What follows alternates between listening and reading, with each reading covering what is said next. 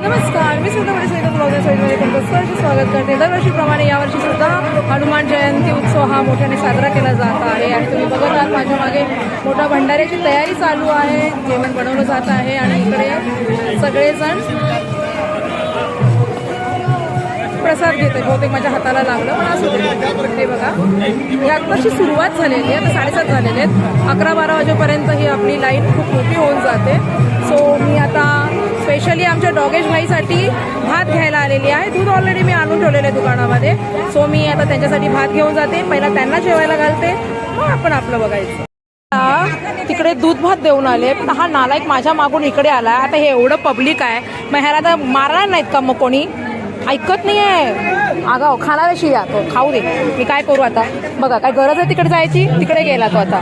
तो बघा फटके खाणार आहे तो आता तिकडनं. मंदिराजवळच आमच्या भावाचं बघा एक दुकान आहे आणि हे दोघे जण काय खात आहेत? चणे खात आहेत. चणे फुटाणे. वा वा वा, गुड गुड गुड.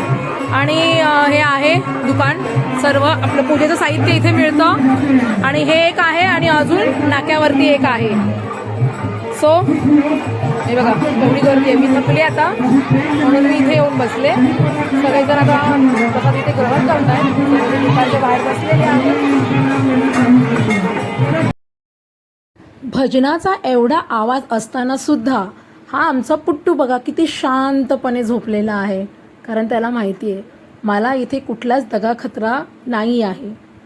माझ्या हनुमानाच्या राज्यामध्ये माझ्यावरती कोणी काय अत्याचार करणारच नाही याचा त्याला पूर्ण विश्वास आहे आणि तो म्हणूनच असा शांत झोपलेला आहे.